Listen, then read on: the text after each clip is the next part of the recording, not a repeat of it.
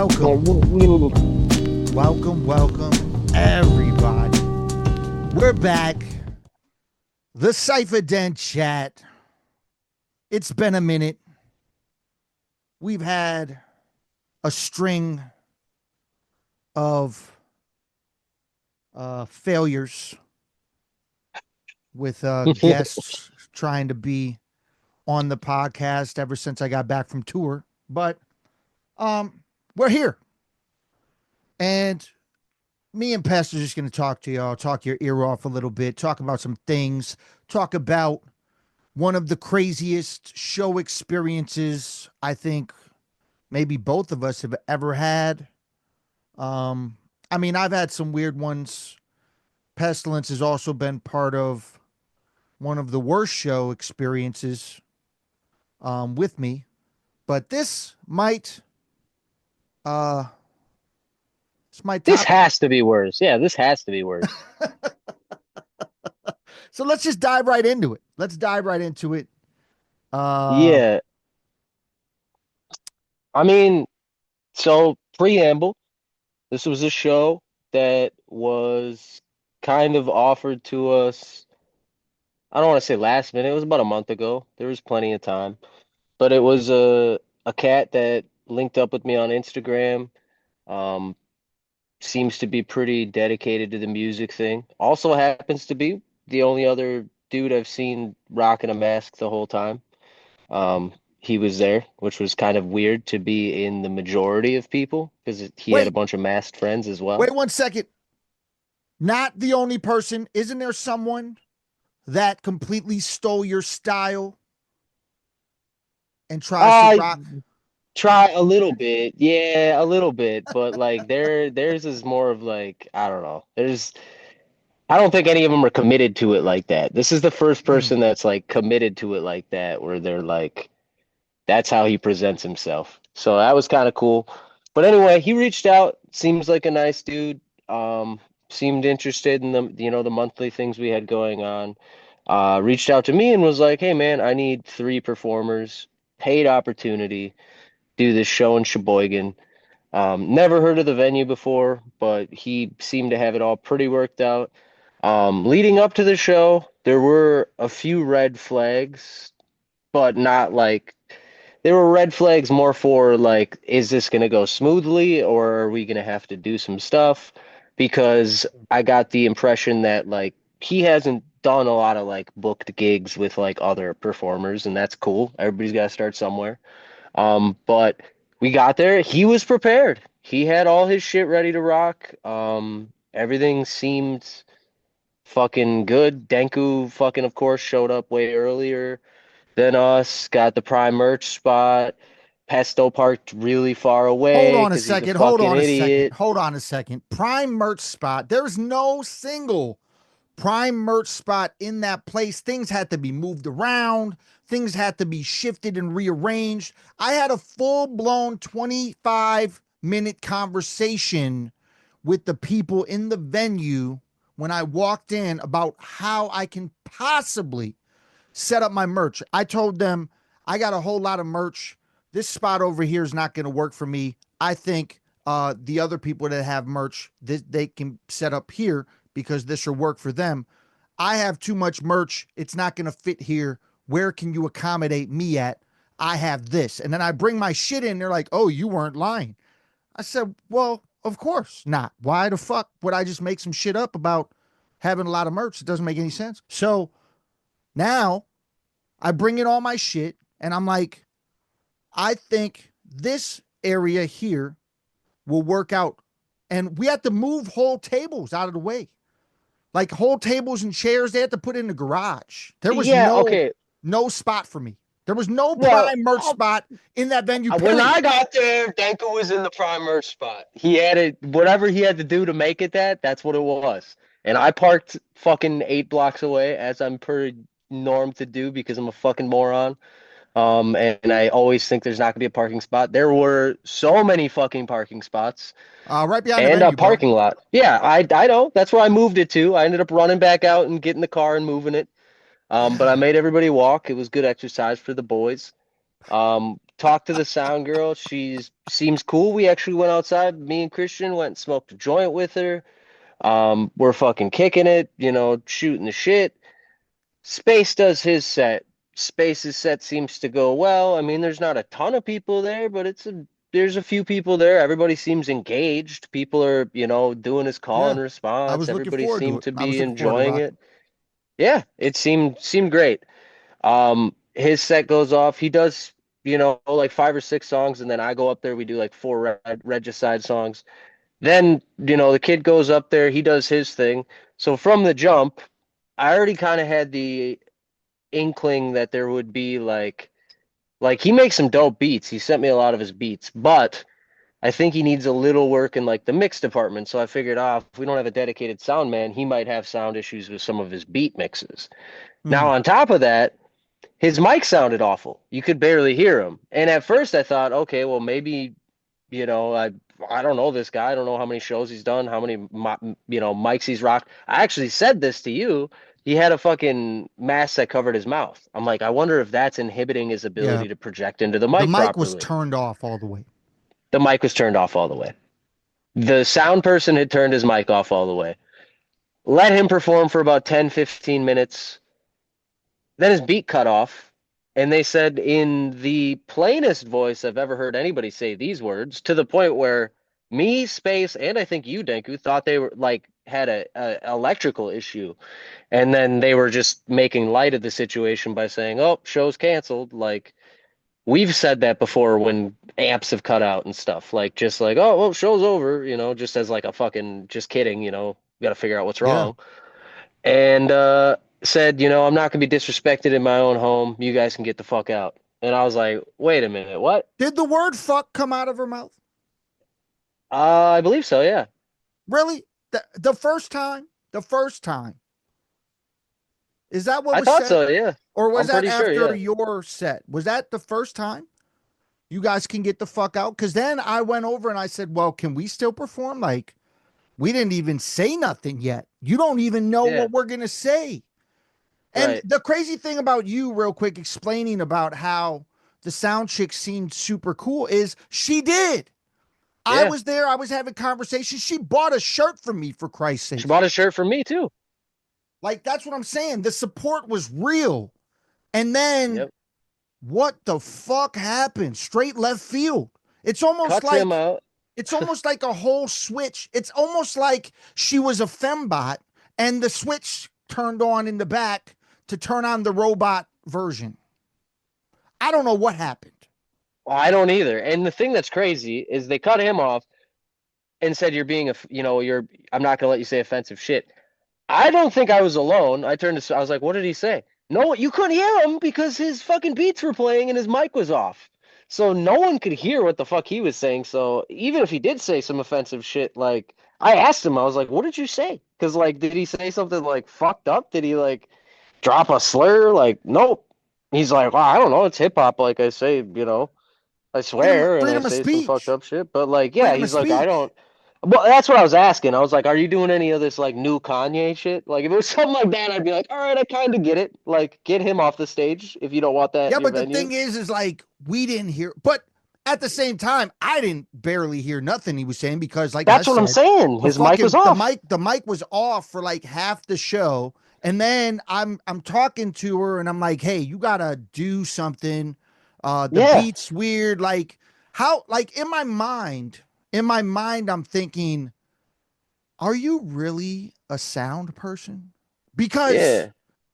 you can't get nothing sounding like even when space went up the first time, I had to like Tell tell her him what to do. like, hey, you got to do this, you got to do that.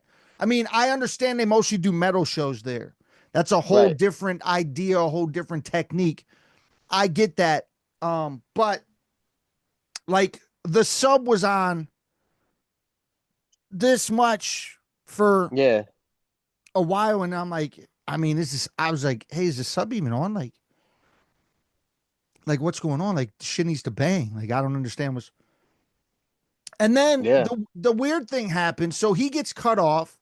And then I'm like, hey, can we still perform like we didn't even do nothing yet? And then you're rocking, We completely changed because you had a whole set, one set in order, but then you changed to individual tracks, and we're going through tracks. We're doing it. I'm looking over there, and she's like smiling, like nodding her head a little bit, like she's digging it. And then literally after your third song, the metal music comes back on. They're like, "Nope, show's canceled." Yeah, not here. I'm like, "What the fuck?" Like you guys do metal shows. I'm Right. sorry, but metal motherfuckers say some of the most outlandish shit. Well, not just any metal. Black metal is what she turned on, which is like some of the most oppressively offensive music out there, which is okay. I mean, some people fucking dig that, and I have no fucking problem with that. But this is the thing I said to Mars, because I told Mars about the situation. I'm like, man, I'm like, Two-Face Media is the reason it was called Two-Face Media is because in the beginning there was metal bands and hip hop. So it was those were the two sides. So I know a lot of metalheads that played and still play. And they're fucking awesome dudes. They're always at our shows in Sturgeon Bay. All those motherfuckers come out every fucking time. Show a lot of love. That's the experience I had had with metal before this. I was like, but take me out of those shoes. I didn't find hip hop till I was whatever. So imagine if I didn't find metal. I'm like, if that was my first experience with metal, her doing that, fuck all of you. So her representation of the craft that she claims to love Mm. is whack as fuck. You're making metal look bad and you're starting a war with hip hop for no reason. Like this is the way that I said. I told the bartender, I was like, we don't get to decide what offends other people, whatever. That's not the point. The point is, as someone who's a sound professional and somebody that does that in general, if there were mass calls from the crowd to shut this down, understandable. Hey, we got to shut this down. You guys are still getting paid, but people aren't digging it. That's not what happened. If your personal emotions get in the way to where you can't even be in the building, you need to take yourself out of the building, not act so holier than thou that you shut down an entire show, give that reputation to your venue. They lose a bartender over it because the bartender that helped us with the flyer and stuff, she was fucking pissed that they just shut it all down and it was super unprofessional and she felt terrible, and it's like I know the kid that helped organize the event was, I mean, talking to us, he was scrambling, like feeling bad and thinking that we're gonna judge him for it. And it's like, dude, Yeah, he was this is super one cool dude person, too, by the way. one Super cool. fucking person, and it's not you. It's that sound fuck. It has nothing to do with anyone but them. And come to find And out also from the bartender, they didn't even have the authority to do that, and they did it anyway. and is the sound, did we ever find out? So is the sound person in charge of the venue? No. So yes. What the Further down on fuck? What yeah, the just fuck somebody happened? that just A spazzed sound out. person doesn't have the authority to do that, period. To No. cancel a show that people paid money to get in the door for. Right. That is insane. Like, but what could we have done? What could have happened in the chain of events that wouldn't have turned it into a situation where cops potentially would have been called? You mean what we could have done in What response? could we have done in response? Like, let's say we were like, well, we're not leaving. Like, it's our show. You're Yeah. just the sound person. Clearly, the rest of the people still want us to rock. So we're not leaving. And then that person goes outside, calls the cops. What, what, what other, what So other thing do you think would have happened aside from that? I think that's what would have happened. probably, but I also think potentially the reason that they were able to do it, because once I found out they didn't have the authority to do it, that made me think the only playing card they could have had that, like me as a bartender, wouldn't have just been like, get the fuck out of here. Like, I'll take care of it and one of these guys will run it and you can get the fuck out. If it were my bar, is if it's their equipment. If it's the sound person's equipment, they could say, "Well, fuck you. You're not using my equipment." You know. And And you I know think what? that's what could have happened. And I think it was Yeah. because the way that they were talking about it when I had first gotten there, when they were talking about the monitors, oh, I had just gotten these monitors. They're old as shit, but they only this one works. This one's blown. That in Oh, my yeah. mind is like, okay, so you probably own all this sound Yep. shit. Yeah. Also found out um that particular person, well, clearly um had some issues going on in the brain, but um told me before they transitioned that they were locked up in prison for stabbing someone. Oh, yeah. I mean, Yeah. it seems like they're making equally irrational decisions now on the other side. I mean, Yeah. They also told me they were locked up in jail next to another person that has performed there on the only other rap show that happened at that venue. It's a Wicked Wisconsin show. And one of the people that performed there was also locked up with the sound person for on video cutting someone's finger off. oh, I know exactly who you're talking about. You do. Yeah, I know exactly who you're talking about. That's hilarious. Yeah. So See, there's a li- he's actually cool though. yeah. So there's a little more in-depth situation, but at the end of the day, one of the worst show experiences I've ever had. I've never had nothing like that happen ever. Um, I was looking No, forward to rock. I didn't even get to rock. Everyone else got Space Case got to rock his full set. And there was nothing that happened there. And then what's his name? Malavant Max Stirner, Sterner. Mac, yeah, Malevolent Stirner, yeah. Malevolent Sterner. He got to rock about 15 minutes, only 5 minutes where the mic was actually on properly. And then you got to do like 3 songs, which probably equaled out to 10 minutes, maybe something like that. Yeah. And then I didn't even get to rock at all. So, I honestly, if I had the choice again, I would have rather not rocked than done anything because that was the most uncomfortable like situation I've been in on a stage before. You know, like it was shutting the power off and changing the genre of music. Absurd. And for them to allow the performance to begin and get as far as it did after you DJ'd one of, if not the most offensive Nems verse of all time on that squad track. Like he says some of the most fucked up shit of all time. And you don't say anything to any of us. There's no warning that there's any kind of sensitivity in regards to, like you said earlier, freedom of speech. It was all a surprise. The one saving grace I had and the thing that I was happy about after I got cut off was that I didn't do either of my new songs there because they would have been debuted there, and I'm glad I didn't attach them to that venue. mm, yeah, I feel that. Well, yeah, I clearly we're never going back there.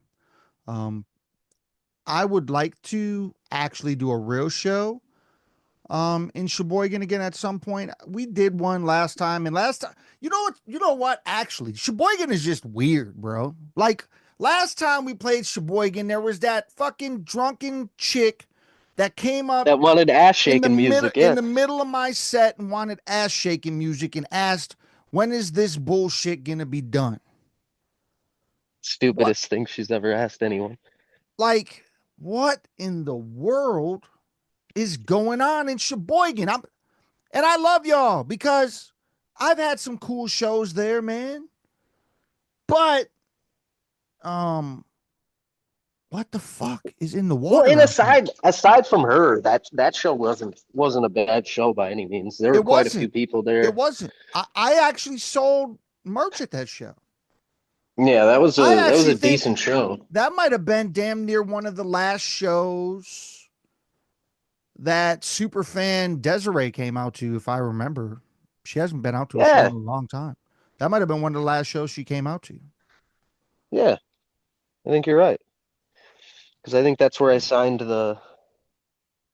Or no, she came to one after that. That's where she bought the plaque, the pestilence plaque, and then I signed it. She came to the Looney show, maybe. She was not. Oh, was she? Wait, no, she was not at the Looney show. You know what? She I was think. supposed to. She was supposed to come to the Looney show because no, she wasn't at the Looney show, man. Because Then I she came to think the RA show. She came to one of those shows because I signed the Pesto thing either at the X-Ray Arcade or she came to one of the Madison gigs. I feel like she came to X-Ray though. man, I don't remember, man. I don't think She would she probably came. know. I don't think she came to the Looney show. Maybe she did. Maybe you're right. Maybe I'm just wrong about it. I don't know. That show I was so ass. it was one of it was terrible. It was one of the uh worst headliner shows that I've played. Like where I wasn't a headliner, but there was like a known headliner, and the known headliner was terrible. That was the worst one for me. I've never seen one worse than that. Well, you mean you've never seen a worse headliner show that you Yes. played? Okay. Because Yes. clearly the Yes. show we just talked about was worse. Yeah, that was worse. I'm saying like I've never seen a headliner who was worse at performing than Looney's. Like they put on the worst performance of a headlining act, of a known act that I've ever seen in my life. Any genre, all genres. And I've seen some fucking stinkers, but holy shit, they raised the bar. They did like they speed ran every like bad thing you could do. They like rapped over their vocals. They got aggressive with the sound man. The they had a dude spitting like lyrics he didn't write. Like it was just like the holy trinity of whack rap on the stage for 15 minutes. I was like, damn, this is who people paid to see. And then they were gonna charge $50 for meet and greets when they had just spent like the hour and a half before the show smoking everyone's weed outside. Yeah, Like, but I still have God. I made them sign my flyer still. I didn't give a fuck. I'm like sign this little baby flyer that the promoter printed up that I can Yeah, use. yeah. I was like, I don't want their autograph. I don't want a Well, picture with them. plus it's not really the No, it's not authentic. numbskull. It's not the Yeah, authentic, so yeah. And yeah. that guy was weird too, bro. The replacement dude. Yeah. He was like when your mom comes home with like your parents just got divorced and your mom comes home with like a weird like her yoga instructor. He's all jazzed up and but he's wearing like a bedazzled jacket and shit. I was like, what the fuck? Bro, you didn't know how the celeb rappers do these days, bro? Nah, dude, that was like, bro, you're fucking out of pocket for that, bro. He's like appropriating steez that he didn't even earn, bro. You're not even spitting your own bars, bro. What the hell are you doing? You should be out there in a plain gray hoodie and jeans. You don't even get a There's a logo, motherfucker. there's a diss track out there. I don't know if you ever checked it out, but there's a diss track out there from Numbskull to that guy. Oh, okay. It's actually I'll have to pretty check it out. it's hilarious because he basically says the same thing you just said. Like um how are you going to act like you're me? Yeah. Like you're rapping my like you didn't even write these verses. You're rapping my verses on my songs. Right. That's some of the wackest shit I've ever heard. And I knew that going in, but I didn't expect. That was my first Tommy show, so I guess I didn't expect the It plight wasn't the of the first Tommy fucking. show for you. Yeah, it was No, I thought, because the Iron Mountain was after that. what? Yeah, Really? that was before Iron Mountain. Yeah, I would have never done that if we did Iron Mountain first, bro. I would have been like, hell no, brother. Iron Mountain was what turned me off of ever doing shows with him again. When you and I went up to them 4 hours before I was going to perform and asked for XLR cables for our mics and got yelled at by the sound guy, I was like, "What? How? How are you going to be like, nah, use our cordless mics that these other people are spitting on for 3 hours before you go up there?" Like, Yeah, Iron dog, Mountain was one of the weirdest shows. There's man, that was very weird. there's just Bro, weird Iron Mountain, the guy experiences getting out of his ever. wheelchair after. There's just weird fucking man. There's This been a lot. the There's Midwest is the strange, man. weirdest shows I've ever done in my whole life are literally in my home state. Yeah, they're in the Midwest. Wisconsin, the UP a little bit, like anything that's in this type of culture, it can be weird. I mean, even Toledo was a little weird. It was cool, but that was a weird, like, amalgamation of shit, bro. Every time you Like, say Toledo, I just think of the Toledo you just dance. think of the dude, the fact that that popped up on my phone as a memory and it was just him doing the Toledo was the funniest shit ever. Dude, the I was like, dude, I Toledo. didn't I didn't even know I had footage of the Toledo. We would have had to chop that into the fucking recap podcast if I would have known that. But I had live footage of the Toledo.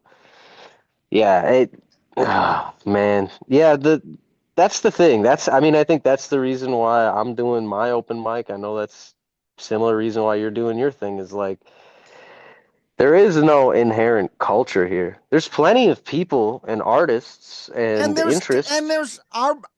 there's people that constantly push this idea that there's so much talent here. Okay, Yeah, here's the thing about that. There's pockets of talent. yeah. When people say there's so much talent, I don't know about that, especially in hip hop. I think it depends on how you say, because when I hear those words from people, it's usually referring to how isn't there a scene because there is so much talent. And I do look at it like, well, realistically, there isn't a consistent like you say, people skip fucking Wisconsin all the time when they're doing tours. We're always like Chicago and then it goes right through to Minneapolis or St. Paul or something.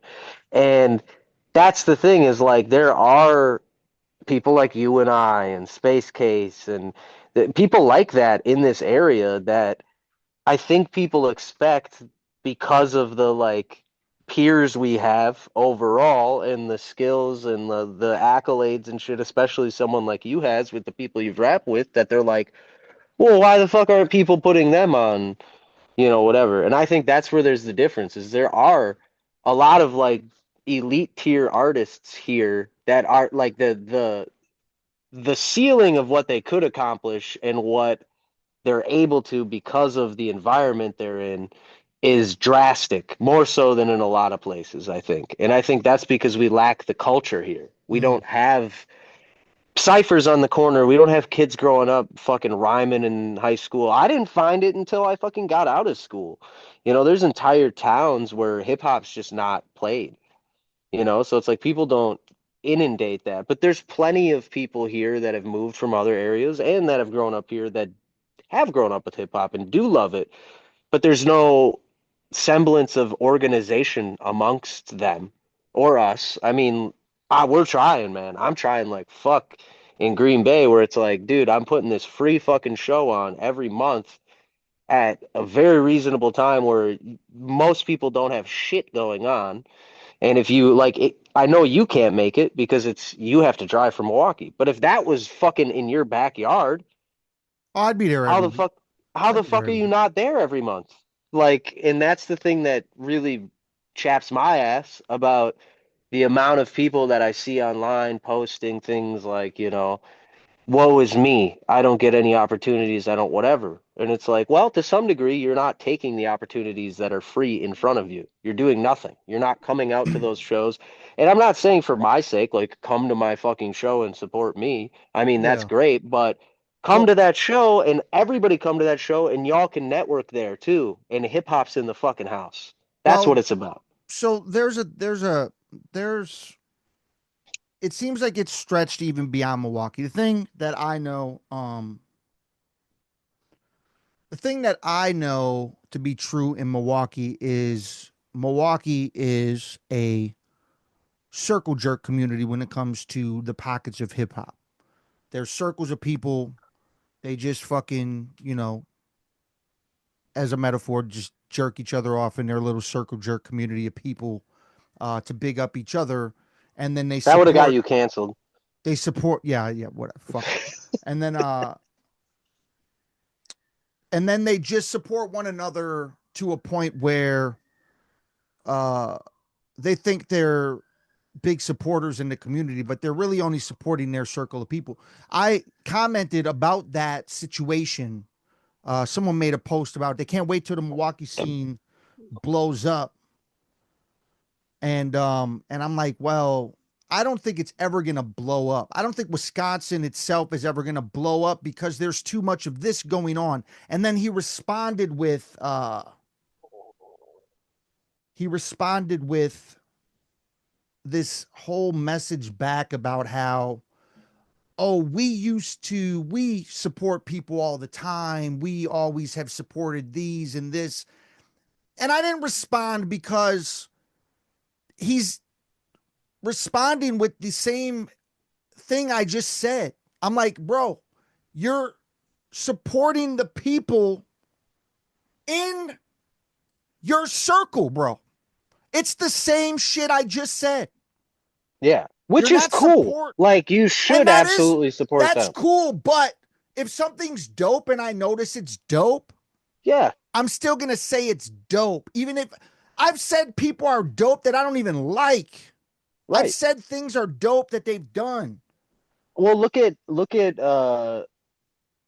at our crews, like Two Face Media. Like, we wouldn't have expanded and connected with Lobotomized Geniuses and DJOG and DW Underground and Mars One and A13 if it weren't for that same mentality of like, and what I really think that boils down to is lack of self-confidence in a lot of these motherfuckers. And if it for one reason or the Mm, other, where it's like they're scared of these other people, where they see it as a competition where it's like, well, fuck, if I want to rap and Denku's doper than me and he wants to rap, I can't support Denku because people hear him, they won't want to hear me.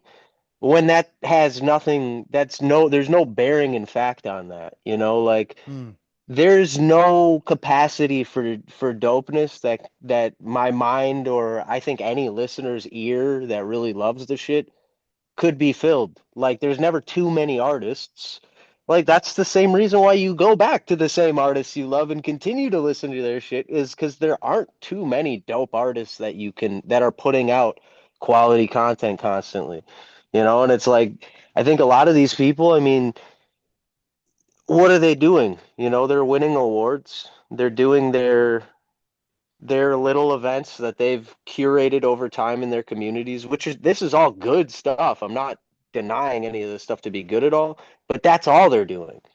And they're living in like this weird segregated community away from the culture, which is what I think the problem boils down to is that everybody wants to do this shit by themselves, and that's cool to have that independence when you're working at home and you're doing stuff like that. But hip hop was born in the ciphers and the collaborations and the people getting together and sharing their art. That's what art is, Like, let's get together. That's how festivals happen. That's how these big fucking events happen. Like, That's why it's not happening here and you don't see it for hip hop a lot because people would rather do their thing for their people and their people alone and never expand those circles.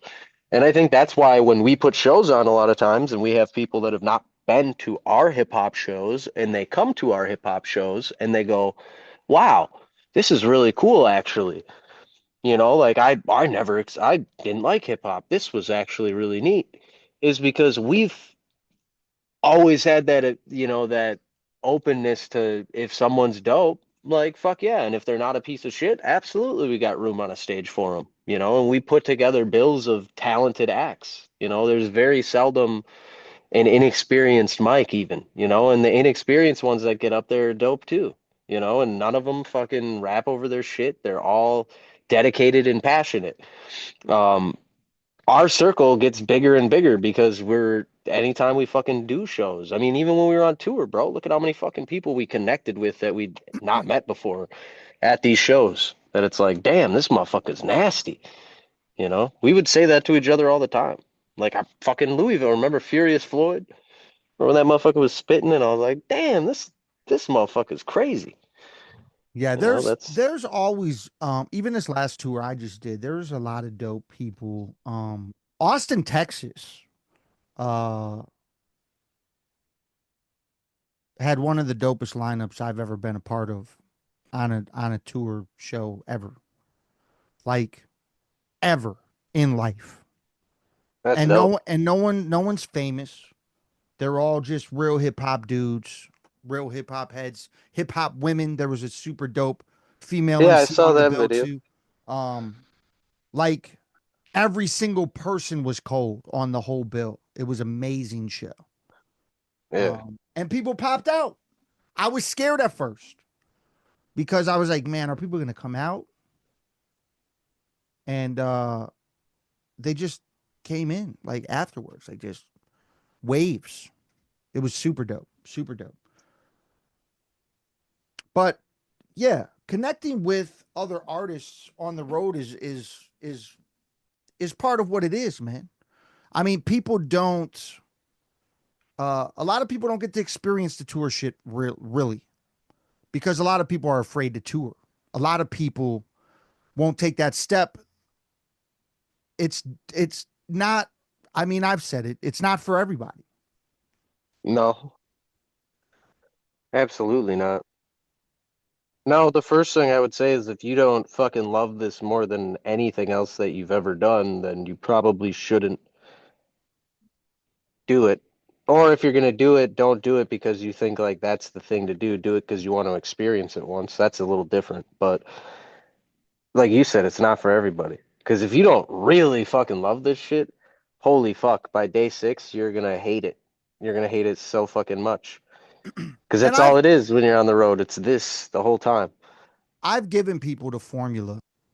I've told you that. I've given people the Yeah, formula that I believed in, and they've never went out and did it themselves. right. Um, I believe you're going to. I don't Yeah, think you're not going to.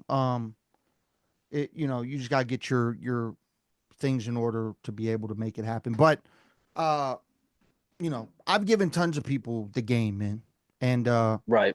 to this day, not a single one of them has No, done it. I'll be the first Um, because I mean the only thing stopping me from doing it has nothing to do with the music side of things. It all has to do with being able to just accommodate it and make it happen. Financially. And once that situation is cleared up and everything's fixed, uh, that'll be the like one of my priorities. I got a few other things that I want to definitely accomplish, but one of my priorities is setting things up in such a way that I'm able to consistently do that, whether it's every year, every season, every 2 years, whatever it is. Regularly doing that is something that, because it is an experience, and I'm sure, like there's elements of it that are always kind of the same, but there's always different shit. You're kind of, it's almost like for an artist, like the tour is like taking shrooms. Like it opens up your mind in ways that doing what you're doing at home can't. because it's so Yeah. many new experiences in such a short period of time. It's such an overload of everything. And if you're able to find yourself comfortable while you're in that, you can get so much shit out of it. I think it could overwhelm a lot of people, especially like the way that you do tours, like where it's like fucking show every night. Um, that's overwhelming to a lot of people, I'm sure, because some of those fucking days, man, it was early days, late nights, Well, like fucking, that's okay, but that's a real tour. yeah. I mean, people have this mentality. Um, I mean, sure, it's changed, I guess, but that's a real tour. You don't No, I have agree. breaks. You don't have breaks on a real tour. It's a real fucking tour. The only time you have a break is if you have to travel to a whole different place that's across the country for your show Right. that you were able to make happen. That's the only Yeah. time you get a break on a real tour. People that post spot dates, that ain't a real tour to me. In my mind, it's Sure. not. And I've No, seen it's and I've not. seen mainstream artists post spot dates Most of them do. talking about their tour grind and their tour shit. I'm like, bro, it's not a real tour. You're spot dating is what it is.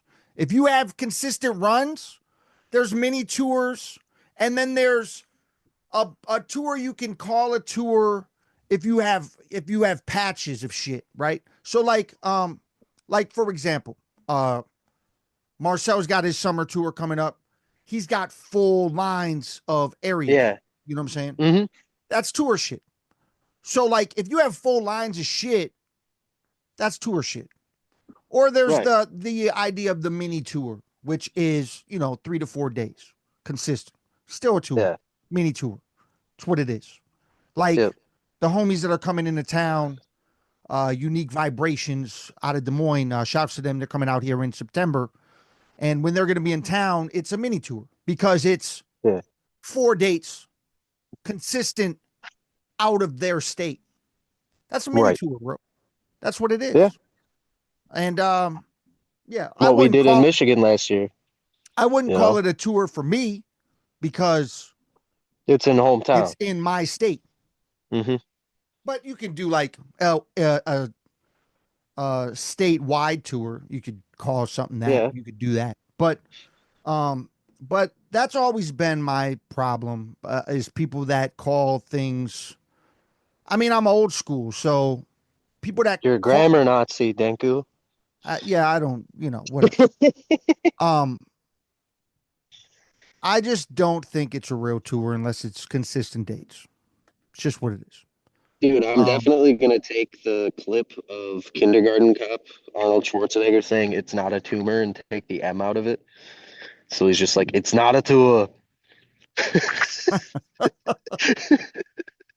let's get crazy. Let's get crazy. Then we can Um, GIF it and post it on all of those flyers when people do that. So it's just Arnold. It's not a tumor. oh Jesus Christ. Yeah, that would be that's funny. Would be Um, a good thing. but yeah, man. I don't know, man. I don't know what else I Yeah. got, man. That Well, I the show, what? the show, the I'm show just not. keeps clouding my brain.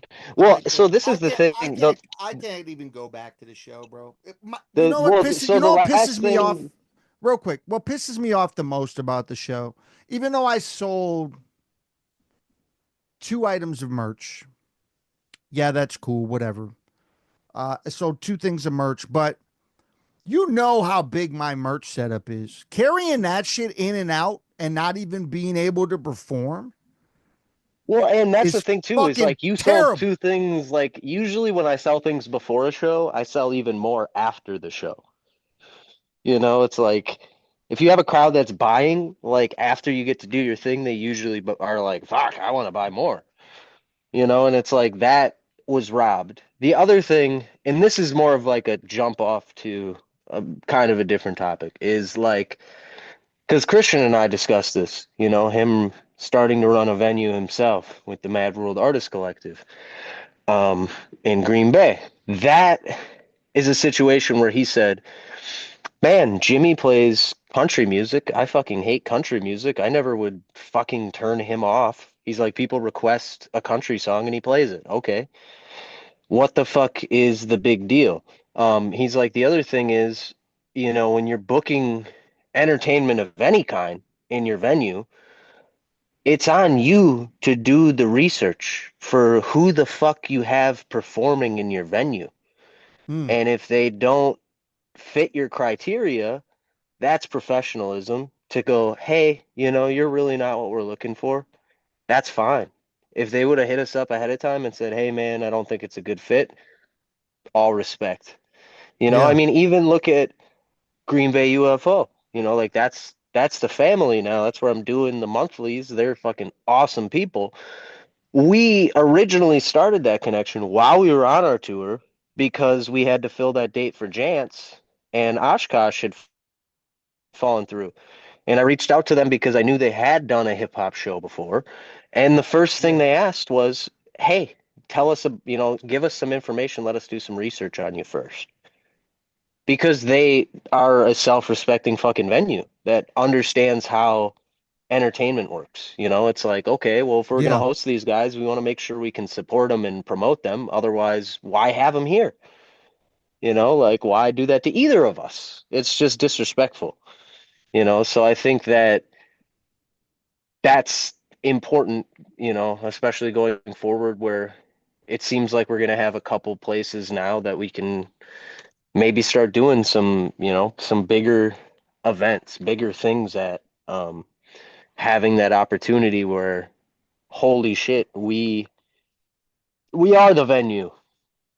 Yeah. We don't And have that's to dope. worry about like that's such a huge step out of the weird realm of, I mean, think about how many different things have transpired from skeevy owners that do pay to play and rip people off to racist fuck that shuts down the show a week before it happens on New Year's, and it's like just shit like that happens way too frequently, and it's like it's baffling to me that these places are able to continue to book other acts, and it feels like there's a need for some kind of forum for performing artists in the area, just in general, to be able to go, hey, heads up, by the way, this is this fucking experience we've had with this venue. Just, not as like a don't fucking play here unless it's something horrible, but like a, hey, these guys are easy to work with because of XYZ, or these guys aren't, or these guys do this thing that you should be aware of before you get there. Mm, Like that. I don't know how that begins, but I feel like there's a huge need for that because there's a lot of performers, even outside of hip hop, even in our state, there's tons. And it's like, how many of these fucking people could have told us this about some of these places before we ran into those experiences? And how many people could we prevent from falling prey to the same shit that we've had to deal with, in some of these places? Because, I mean, we do a pretty good job amongst ourselves of being like, hey, by the way, heads up about this or that when we can, and for good yeah. things too. I mean, I know every time that I've played Reptile, like the first time that I brought Space there, it was like, bro, this is the best place in Wisconsin to play. Like, this is my favorite fucking place because it's always love there. It's always like crowds of people in there that really fuck with it. There's a lot of hardcore supporters that come out. You always sell merch.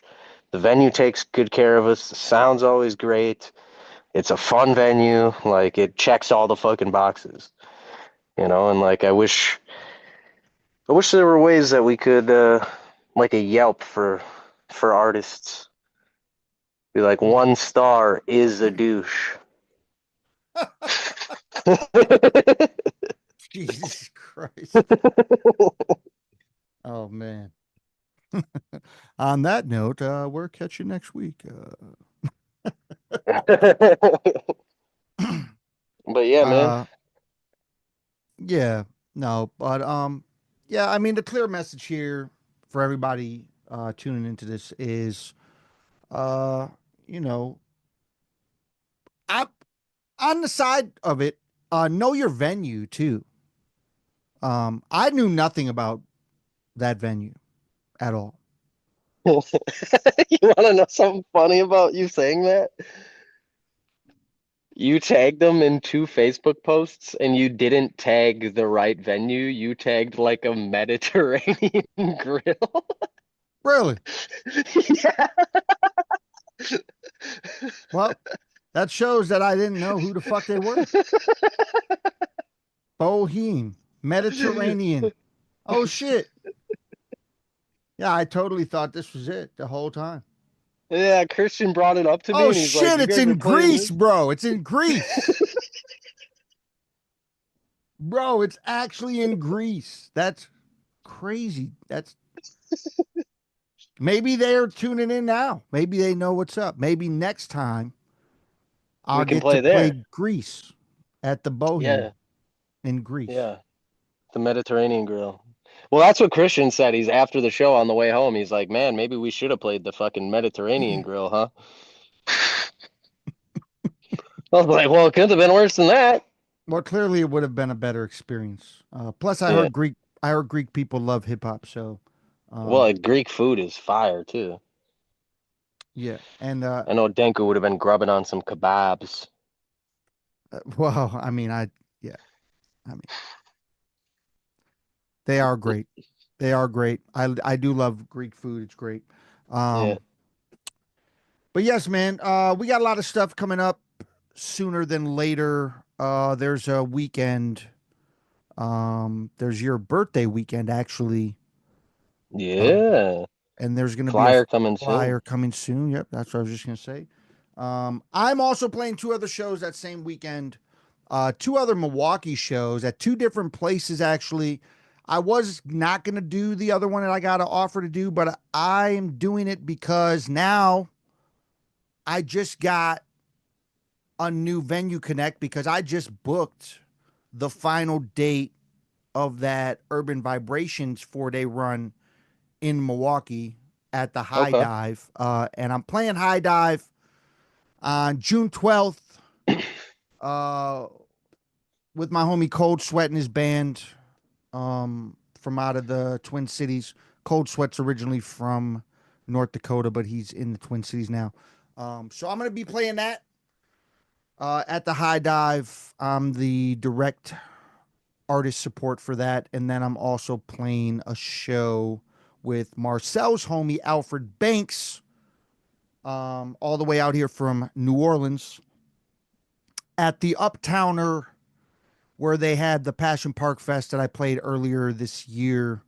Um, Shouts to David Lopez and the Passion Park. They're doing cool things. We're definitely going to have David on the podcast at some time to talk about his movement. Super cool dude, respectful, all that goodness. Offering opportunities for a lot of younger artists in the scene and trying to show them the ropes and the right direction of how to do things. So I commend him for trying to do that with the younger generation and younger people. Because it's hard. It's hard to get the younger generation on the right track in this hip hop shit. Like a lot of people, a lot of younger cats, they don't even have the real direction of where to go and what to do. Of course, you have the ignorant people that are just going to rap over their vocals and they don't care what you say to them. And there's going to be those people that just, put auto tune on their whole hooks and just dance around with a camera in their hands. I mean, I've seen it. I've seen it all. And a lot of those people don't care, but a lot of people don't have the proper direction, is what it is. Bro, do you actually kind of, as a jump off from that, because I think this is an interesting thing to just kind of mention. Um, did you see that younger rapper from Philly that got killed this week? I saw some about it. Have no idea who it is. Okay, so I'll fill you in at least to who he was to me, or at least in regards to what how I know him. So he is the rapper that Mars got into a beef with Vinny Paz over because he had posted, and he was famous for all of these freestyle videos and these verses that he did in the streets in Philly. Um, and Mars mentioned that He's like, this kid's dope, but like the life that he seems caught up in is not the right way to go. And now after Vinny completely, tried to shit on him and talked all this stuff, fucking 3 years later, guy gets shot in the street, and that's essentially like another problem I think that exists in hip hop is that weird like bravado that some of these like quote unquote hard body rappers have where it's fucking cool to be gang banging in the streets and shooting each other and doing shit like that where it's like to be that close minded when there is somebody that's reaching out and saying, "Hey, you got this really fucking good thing. You can rhyme. You're talented. Get away from that other shit." And instead you go, "Nah, fuck you. You're a piece of shit. You're talking shit." And shut that down. I think that pathway between hip hop is that's a problem. There's a lot of fucking people that are caught up in that negative side of things, and that's why you have a lot of fucking gun rap and coke rap and shit like that, where it's like, I don't blame those dudes for rapping about that stuff because that's the life they grew up around. But at the same time, as you get those opportunities through your art, like some of these older cats that have come up through that, all the famous ones, fucking Jay-Z and all those guys, like, I'd love to see those guys stepping in more as role models to these younger dudes and going, hey, cut that shit out. Come do this shit Yeah. because that shit's going to end up in you being dead sooner than later. And then you ain't going to do nothing. So what the fuck? And it's just, Yeah, there's okay, so I've seen it firsthand because I know famous rappers. Famous rappers don't give a shit about anyone coming up after them. They already have their shit. They don't they don't care. They're already past that point of guidance. They're right. already past that. They're like, "Oh, you got a thing? Well, maybe we can make something happen with this. If you got a thing, maybe we'll take a chance and make something happen with this." That's about the amount of backing that really gets put into it unless you become like I'm not an ass kisser, so I'm not going to become best friends with a mainstream or with a artist No. that's known. I'm not going to do that. I'm not going to hit their line every day and talk oh, what's the weather like today? I'm not going to do that dumb shit. Shit's crazy. That people Well, there actually are there are a few because there are a few MCs that I can think of that I like K Reno does a lot in the community, does a lot of stuff. He seems to be pretty active with like the youngsters in that area and like in a lot of different areas. Slane is another one. Like he did a lot of rehab shit. Like he runs his own recovery facility and stuff. Like there are ones that have done it, and like have turned around and tried to offer a hand to the people behind them and pull them up with them. But they are a rare breed. They are very few and far between. The majority of these guys that are getting up there, like you said, they got the bag. Fuck everybody else now. Why do I care? Why do I care about the thing and that to me is the reason why I don't think anybody should do this for money, because that fucks up the art. It's like you're pissing on what I love now. Because if you're doing it for the money, then you get up there whether you care about the hip hop or not, now you're a hip hop icon. So now you have more control over this thing and you have more influence over this thing and you don't give a fuck about it.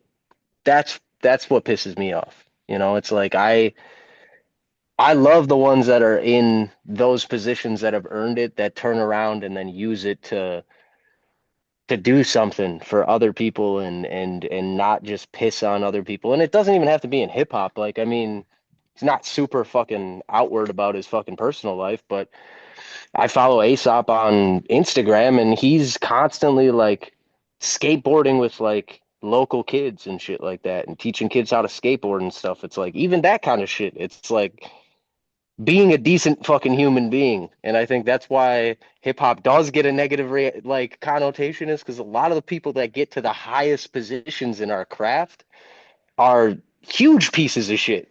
Like they're the most influential. So people are like, "Oh, hip hop, you're a piece of shit." And it's like, But nah, dude. but a lot of people do it for the wrong reason too. I mean, Oh, that's absolutely. the other thing. I mean, I remember way back in the day I asked this question, um, why do you why do y'all do music? Why do y'all make rap music? Why do you claim the hip hop culture? Why do you want to be a part of hip hop itself? Is it for the money, the fame, the girls, or the art? And the art was the smallest response. Most Yeah. people want to do it for all the other things. They want to do it for the lifestyle. They want to do it so they can get pussy. They want to do it to potentially become famous and lavish in all the riches that the rappers they see are doing. But the thing that they don't realize is there's a point like 1% chance that you will ever be famous at this. Less Like, than 0.1%, man. It's a fucking super long shot. I yeah. think the So, most realistic expectation is to be successful, you know, not famous, but successful. but what do you consider successful? Because I feel like I've been successful at music, Yeah, and absolutely. I feel like I've like lived out my dream in music. I've done things that a lot of people won't ever reach. I've done things that I'm very happy of. I love the accolades. I love talking about the accolades I've been able to do. I love talking about the blessings I've been able to accomplish, but I'm still not at that No, but I think success is a where I can do music full time. That's my ultimate goal. I would love to be able to do music as a full time job. Although right, being a father to two daughters makes it extra hard because I have to also provide for them on top of right. providing for myself. Um, where, if I was not in the situation of having the beautiful daughters I have that I love very much, I would clearly be able to tour half the year and Yeah, make a living off of music enough to a point where, you know, my reach would be even further and I would constantly be on the road. I would in my mind, I can realistically do that. I just can't do it with the life that I'm in. So I have to find different means and different ways to do it. right. Like my homie Terrell X, aka Carnage the Executioner, has been able to do. Recently I got to go out there. I did I did a short continuation run of the Out on a Limb tour, 3 dates. I did St. Paul with Carnage. I did Cedar Falls, Iowa with my homie Crackadon, and I did lacrosse with my homie Fernando. So that was my continuation. But prior to the show, the night in St. Paul, I got to go out to a high school and teach 4 periods with Carnage to high school students that got to choose to come to this as an elective course to literally learn the art of freestyling and basically show my freestyle skills to them and talk to them about freestyle rap for Yeah, 4 periods. And I yeah, got paid to do it. right. Well, That's that's the other kind of shit I'd like to do around here too. Yeah, but I've never seen anyone do it in Wisconsin. They don't care. The only thing, actually, that's not true. True School is a hip hop um, school in Milwaukee. It's called True School. They do things with the kids. They teach. They actually asked me to be a teacher at one point. It just didn't work with my schedule. But I don't know if they pay their teachers. I don't know how their organization works. But I'm talking about Right. he gets contracted Right. through different services to go to high schools and basically teach his shit, and he can bring in other people to Right. fill in different um pockets of hip hop and teach it to the kids. And it was amazing. Like the Yeah. experience was amazing. Um I would love to be able to do that. Right. Aside from my job, like if I could do that every day and then do my shows on the weekend and then pick when I was able to do it. Like, let's say I did that for like 3 months straight, right? Yeah. Did that and then made enough money off doing that for 3 months straight to where I could chill a little bit, book my tour shit, do my tour shit, make some money off that, come back, maybe do a couple festivals, maybe some casinos for some big money, do that, and then go back to the teaching shit for another 3 months. That'd be dope. I'd be able to do music full time then. Right. But that I've not seen it here. I see it in other places. I see it in Atlanta. I've seen it in a couple other states.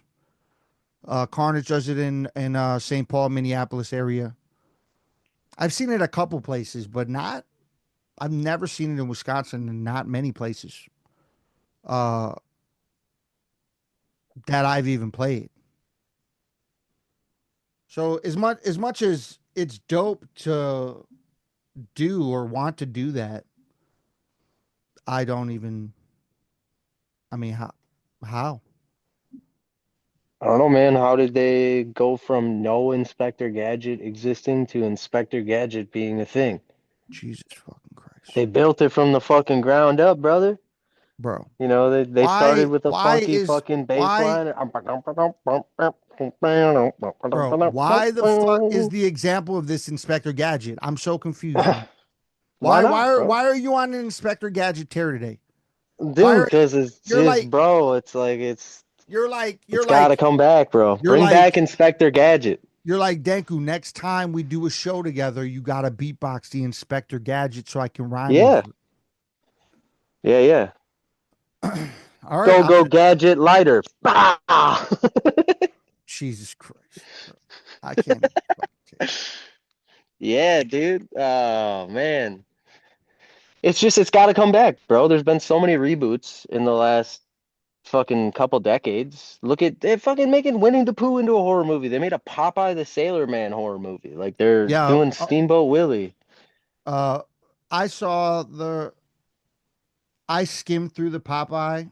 I skimmed That's through it as well. that's one of the worst movies I've ever It's seen. so bad. It's so bad. Like it's probably It's hilariously bad, though. it's really bad. Like I don't I know, dude. Okay, have you ever seen I Spit on Your Grave?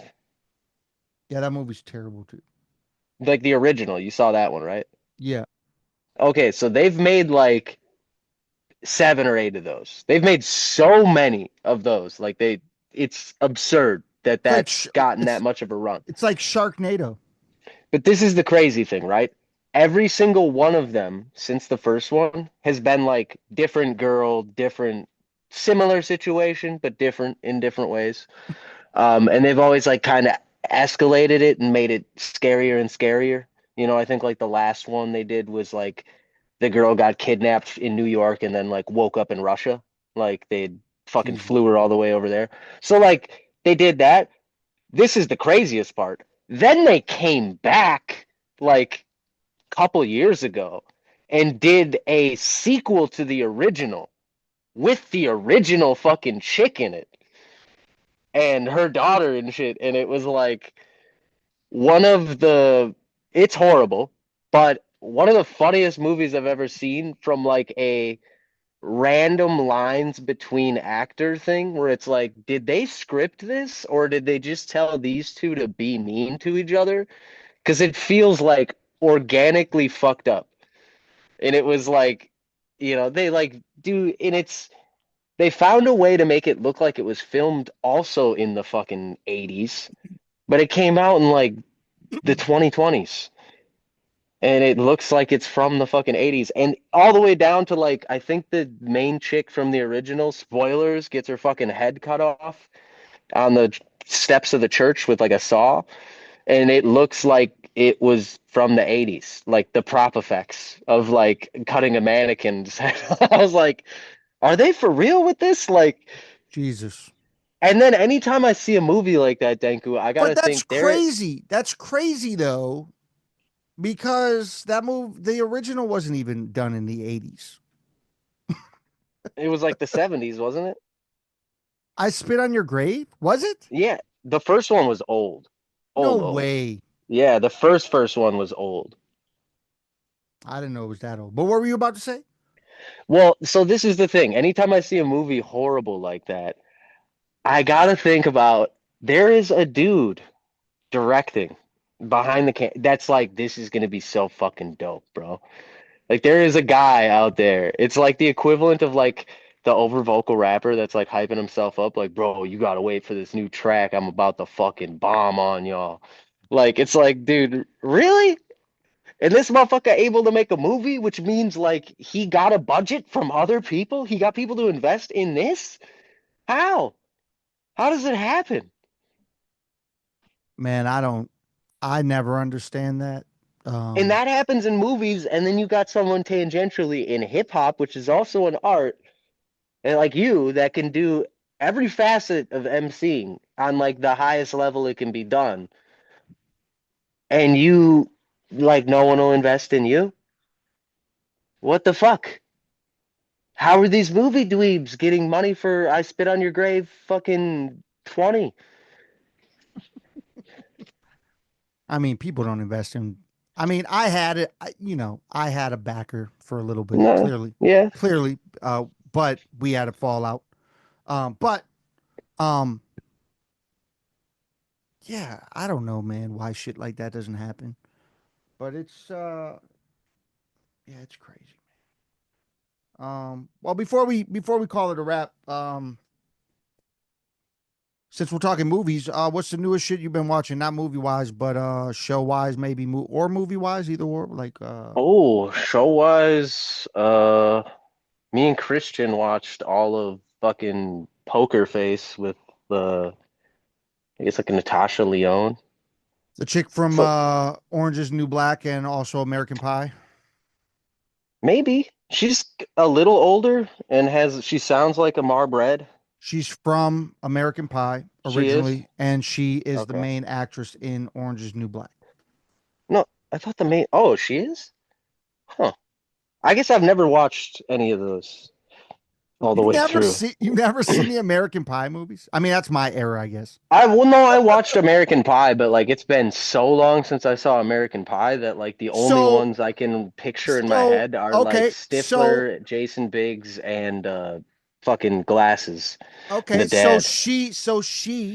is she's the chick that helps Finch in the movie. She's the one. She's uh Oh yeah, yeah, okay. she's she's Tara Reid's best friend in the movie. Okay. Yeah, yeah, yeah. That's her. Okay. But how was Poker Face? Was it any good or It's good. It's entertaining. I mean, it's like the whole shtick with it is that she has like a innate ability to tell if something's the truth or if it's a lie, no matter like what it is. So it's all because built around like, yeah, she just no, she just knows. Like she just can tell. Like it starts off with like she, I guess, had a run when she was younger where she was like ripping people off in the casino for like big money because she could tell if people were bluffing. And then she got caught by like a big casino owner and basically blackballed from gambling. But she still has this ability that no matter what, she can tell if someone's telling the truth. And she gets tested all the time by people because no one believes her. And she's 100% never wrong. Always can tell if something's a lie. But every episode, it's like the things that are lies that lead her to like figure out what the fuck's going on are like lies about stupid shit. It'd be like, like somebody's like, oh, this guy never won the lottery. And she's like, he lied. Like, why'd he lie about that? And then like it leads her down a path and like on the run from people the whole time, so she's constantly like in a different area. So every episode's like a totally different cast of people besides her. Mm. And they have like they brought in a lot of big actors. Like this new season, they have Method Man's going to be on there. Um, Well, Method Man's not a big actor. well, no, but he's a well-known dude. They had well, I'm saying big actors. They had Giancarlo Esposito from fucking Breaking Bad, the Gus Okay. Fring. They had him on there. They had John Mulaney. They've had, I think Kate Holmes was on there. Like they've had a lot of like really well-known actors. Like every fucking they I had think I Joseph did. I think I Gordon-Levitt. did see Katie Holmes. I think I did see Yeah, that she she was was supposed on to be in. there. Adrian Brody was on there. Ron Perlman's in it. Well, Adrian Like Brody is a huge actor, so him being on there's kind of a big deal. Like when you yeah, say, but I mean, like when you say some of these other names, I mean, Katie Holmes' career damn near Tom Cruise damn near killed her career. Um, yeah, I but mean, she's very well known. she's known because of that, not because of her acting. Yeah, She's not known regardless of because of, why they're bro. known. She's No, not but known because of regardless her of why acting, they're bro. known. You tell me a famous Katie Holmes movie. Tell me it right now. Oh, I couldn't do that for you. Yeah, because it's not existent. Because Katie Holmes is not in great acting shit. Uh, You know trying a to see. movie? There's You know a been. movie? You know a movie I like Katie Holmes in is Go. I love Go. Have you ever seen Go? I don't think so. Go is like Go is the closest thing I can think of. You remember that era where there was um like the higher learnings Yeah, yeah, yeah, or yeah. like so like how there's the big cast of people and stuff like that. So it's like that era of people but done in a pulp fiction manner. Okay. So like Go is like chopped up in different ways. In different orders. Okay. It's like one of the only other movies that uh does that great, I feel like. Hateful And Eight. yeah, I mean, but Hateful Eight doesn't do it that like not like Pulp Fiction. I mean, no, but they do go back and show you like a Only lot of that, shit I mean, afterwards. I mean, but is that the original though, or is that the extended? Because I think the extended shows you more. I don't think the Oh, the original extended movie. absolutely shows you more. I thought I the don't think. original I showed don't you think quite a the. bit. I don't think the original shows that close to. I don't know. Noah's Netflix account had me rolling that whole fucking night, dude. I watched the whole Hateful Eight, brother. The whole extended cut, and they cut back to a lot of shit. So I guess I don't know. I haven't seen the original in so long. The original, I don't think does like Pulp Fiction or anything like that. But Go is very much like that, and Katie Holmes is in that. But I'm just saying, Poker Face seemed interesting, It's um, good. but Katie Holmes is not Is not a big actor, a big no, actor. but she's not even the biggest. She's not even like the biggest name in the episode she's Well, in. I no. don't think either. Well, I mean, you said Adrian Brody's in it. He just won a fucking Oscar. So, Yeah, um, he's terrible though, bro. He's not a good actor to me. you don't like Adrian Brody? Okay, I I think it's not he. that I dislike him. I think he's okay as like a dude. Like I don't hate him, but like man, as an actor, I'm like, God damn, he's just not believable to me in most of the roles I see him. Well, it's because of the nose, bro. Look at that nose. It's just like the way like okay, so some actors have this thing where you can tell like they're like rehearsing a script live, which is like obviously what they're actually doing is like spitting a scripted line.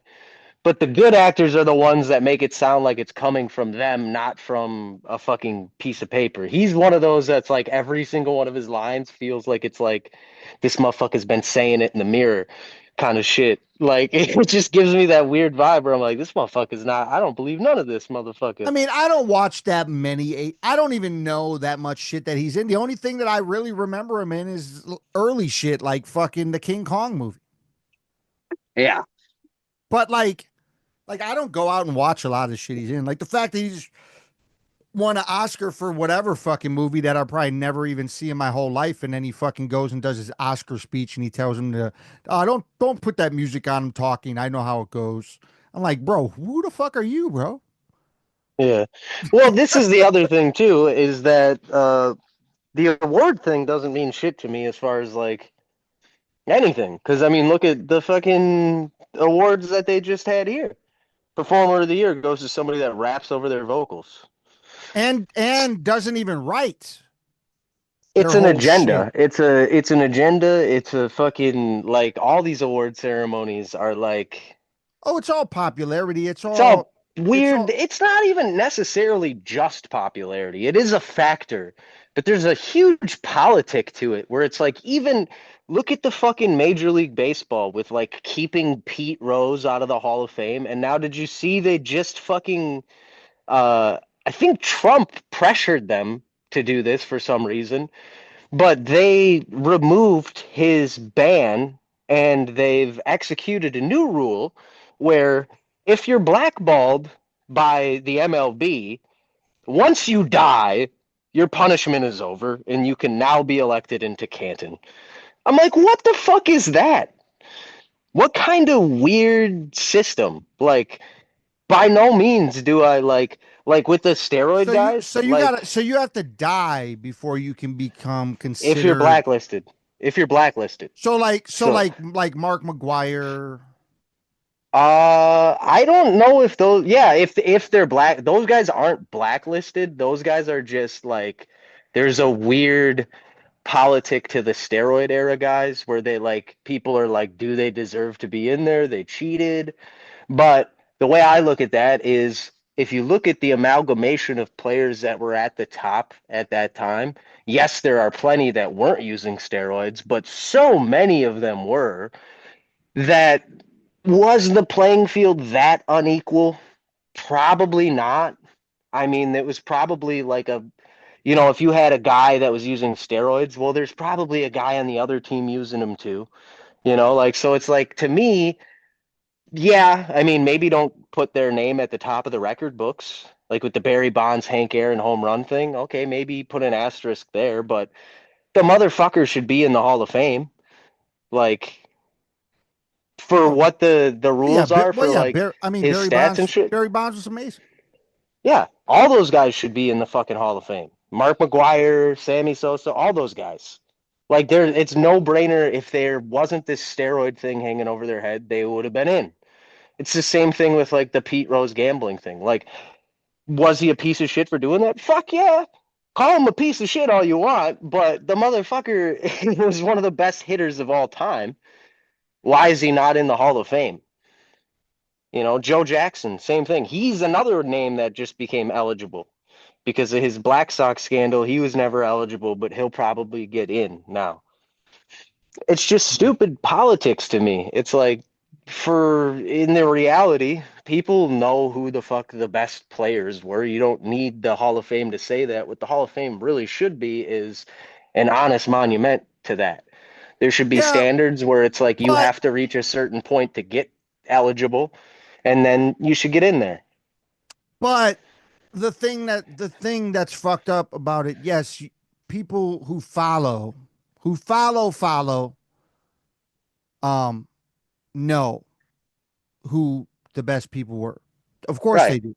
But a general public person is going to look at the Hall of Fame and that's right. how they're going to see who it And is. that's the problem is like to preserve the actual sanctity of any of these crafts, be it a sport or an art form, we have to be fucking honest about what the fuck happened. Because it's the same thing with like the NFL right now. Like, fucking T.O. isn't in the Hall of Fame, is he? Hmm. Like, they haven't been putting him on the ballot. I That don't motherfucker is a Hall of Fame wide receiver. If I, like if I don't he's know not if in or if I he don't know is if in, T.O.'s in. let me look. Are you going to look it up? I'm looking it up right now.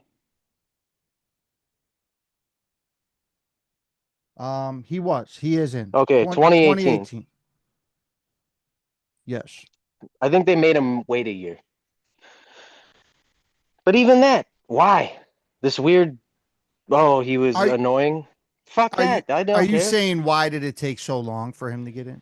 Well, yeah, he's a very clearly, if you look at the like, I don't like him. I always thought he was a douchebag, but like the stats speak for themselves. He was a fucking monster. Like he just point blank should be in the Hall of Fame. Like no one wanted to play against him. He constantly fucked people up. Like motherfucker should be in the Hall of Fame. It's the same thing with like you could Okay, so you know who's not in? who? Ocho Cinco, He should be in too. and he's not. He has not been inducted. I don't know the longevity of his stats. The only thing that could potentially hold him back, I guess I'd have to see what his like because he might have been a victim of playing longer than he was able to produce at like that top level. But even then, if he's got the stats for it, I think he should be in there because he Yeah, did have a period of time where he was in the top three for the yeah. entire I league. I mean you're definitely right. I mean the world that we're in right now is what it is. I mean the cancel It's the culture's real. fucking It's fucked. I mean look at the even though it's crazy what's going on, but look at the Shannon Sharp situation. There's people saying yeah, now that he should be taken out of the Hall of Fame. yeah, that's fucking stupid. And I'm like, how you gonna take Shannon Sharp out of the Hall of Fame? Like based off of what he does outside of football, like what he's doing now, like and like now he literally lost his whole job at ESPN. Like that's gone. They cut his Yeah, ass. So like he lost all this shit over this scandal with this fucking chick because he's doing what a lot of guys in the normal world just do. He's just trying to get some pussy. yeah, That's all it is. So you're going to cancel him because he's trying to get some pussy? right. But everybody looks at it like it's some weird vilified thing. Like, girls will go ew, and then guys will go, yeah, ew, because they want to get fucking pussy. So they'll pretend to agree when it's like you're doing the same shit he's doing, but you're using a different tactic to try to get the pussy because you know that his way obviously isn't going to work because they said ew. So now you're doing the like, I'm a good guy thing. Like, people just need to be real, point blank, regardless of the fucking ethos or the fucking territory that it's in. People just got to be real. Like, for the most part, I don't give a fuck what other people are doing. If they're not hurting somebody else, like, go Yeah. for it, brother. Like, be into that weird shit. Yeah. Same thing with, like, it's Shannon Sharp. Like, if the chick didn't want nothing to do with it, yeah, he did something wrong. But if it's a situation where it's like they were in a relationship and they were sending shit to each other back and forth, I don't know anything about his situation, so I could be way off base. But if it is like he sent fucking shit, she sent shit, um, so what? Like that's a fucking thing that happens in the real world everywhere. That's part of relationships sometimes. And that's the thing that pisses me off is when a lot of times when people end them, they're like, all right, what's the fucking nuclear button I can press because I fucking hate this person? Fuck them. How can I try and fuck them? Where it's like, to me, I look at it completely different. It's like, okay, we didn't fucking work out, and that sometimes it sucks afterwards. Like, my most recent situation, lots of fucking extra shit that came with that sucks. But I don't have that like weird like fuck you, I'm gonna fucking you'll pay. Like, no, it's like, all right, you're just not in my life anymore. Fuck off. Like, and I don't know why more people don't do that. Because like you're carrying around this weird thing now I that you have definitely to deal with. I don't yeah, I have to deal with definitely it. I definitely do that. I Like, all don't right, I don't care. It's kind yeah, of see ya. like life's going to keep going either way. Regardless. Like it's Yeah, not, like and if you let that shit linger, it's just going to bring you down more is what's going to happen. a But hundred percent. anyway, bro, we've been talking for a long time.